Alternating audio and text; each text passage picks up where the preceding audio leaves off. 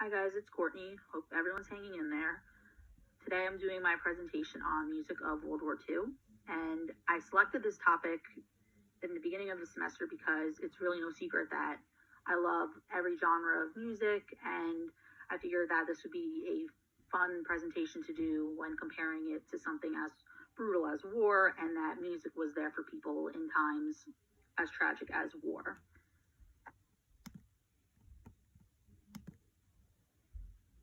So my first journal article is called Tin Pan Alley on the March, Popular Music, World War II, and the Quest for a Great War Song.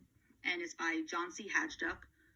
And when I read this article, my thesis that I arrived at was that Tin Pan Alley had struggled to find the quintessential war song due to the fact that people had began to establish more diverse tastes. And just common motifs that I found when reading this article was that it was with patriotism and national pride. And a lot of World War I music was centered around music that explored the valor and the battle of sort of saving democracy. And I remember when we saw Luke's presentation, he talked a lot about that. And you would think that because that brought America a lot of success, that it was going to stay that way. It really didn't. People wanted something different. And World War II had even more advancements being made in technology and even in marketing a song. So, interestingly enough, there was a feud that happened between the American Society of Composers, Authors, and Publishers, which is in short called the ASCAP, which was an agency that collected royalties from performance artists, and it was largely defined with American music, and they failed to realize that people were adapting more diverse tastes, not the same old song, so to speak. So, this was a major factor why Tin Pan Alley, they really wouldn't deliver that quintessential song because they were trying to repeat things from World War I. And obviously it's different now that we're in a new war, and they really just couldn't keep up with the demand. A relatable quote that I think even is relevant to today, that Hajduk states, "In times of national emergency, music assumes greater importance. It is one of the most potent morale builders available to all people, regardless of age, race, or creed."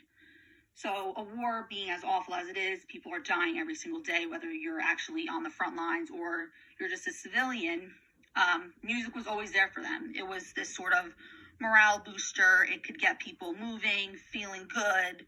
So I think that this is very relatable even to now, just a sort of way of how we're all keeping busy. Music could probably be something very good.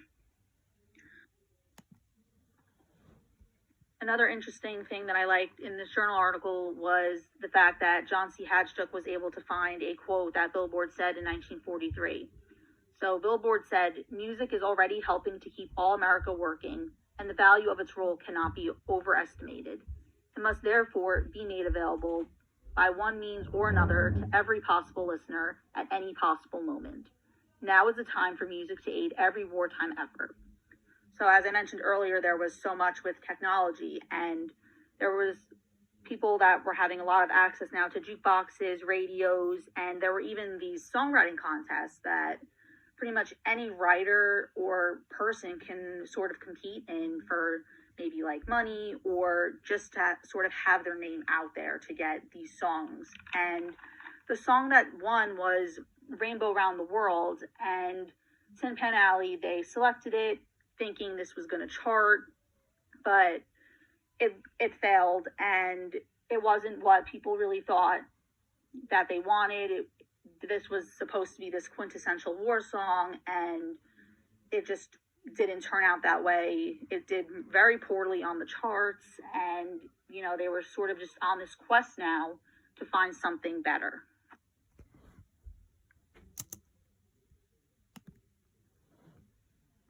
So now moving on into my second journal article titled Popular Music in World War II, Rhetoric of Continuation. This is by G.P. Moorman and F. Eugene Scott. And one of the quotes that I feel like best sums up this journal article is said by Moorman and Scott when they say, "In truth, it seems fair to say that America swung rather than marched into World War II." So when they say swung, it's the idea of swing music. So there were already names in music such as Glenn Miller, Benny Goodman, and Harry James. but there would be more songs and more people that would come out eventually. And with technological advancements that seem to continue, there's a big deal with phonograph records.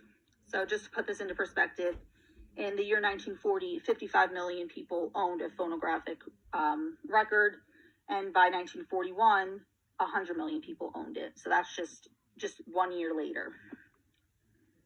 Now, Mormon and Scott, they divided 3 clusters for songs, and they came up with war, armed forces, and the home front.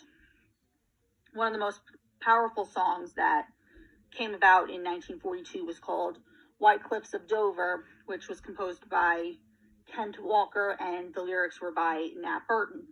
And in the song, one of the main points was, "When those bluebirds over Dover sing, I'll march home, Mom, to you." So just by that, you get this lonely and this very dutiful sort of lyrics.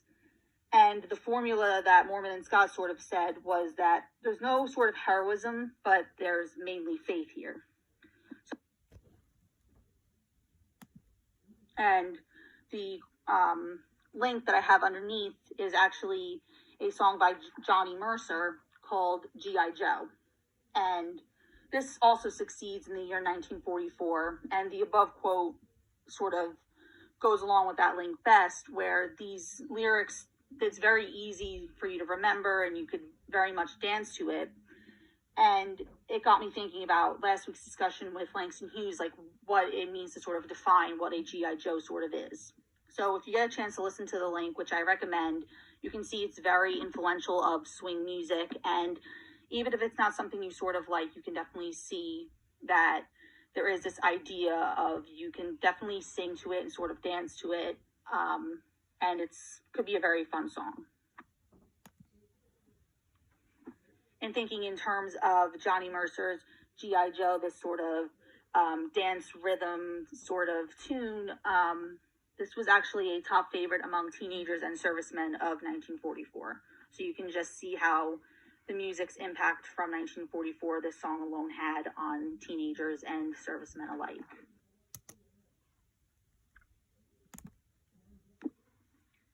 So my last article is by Christina Bad, and it's called The Dancing Front, Dance Music, Dancing, and the BBC in World War II. So I thought it was interesting to sort of think about the BBC, which is the British Broadcasting Company, and sort of their time thinking about music and what they thought was sort of successful.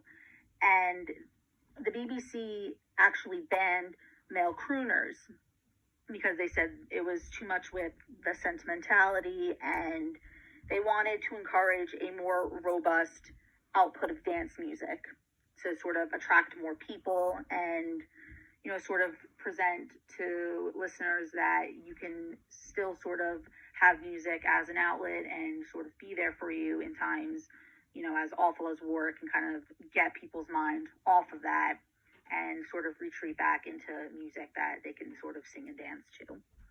So the BBC had a radio rhythm club that became very popularized with swing. And one of the reasons I thought was interesting, she grabbed from critic Steerwood in 1940. He said, at a time when able-bodied men were expected to serve the nation, the voices of male crooners evoked effeminate, knock-kneed bodies. They were sufferers from acute melancholia who could demoralize and emasculate their listeners. So this obviously is not something people want for listeners to sort of be sad and sort of match the horrors of war. They wanted something more upbeat and easy for people to sort of, you know, sing and dance to. So there's 2 groups that people came up with, which were older listeners who preferred a strict tempo and sweet dance music, versus young listeners preferring the swing-oriented bands that had become popular during the war, which I thought was interesting to sort of think about.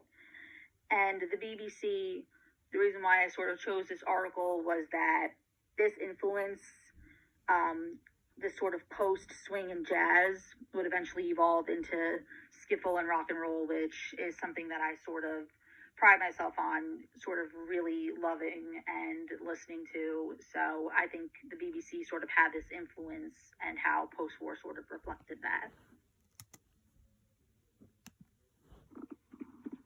And lastly, here's my works cited, and I hope you guys are a little bit more knowledgeable now on World War II music and that you enjoyed this presentation. And thank you for watching. Stay safe.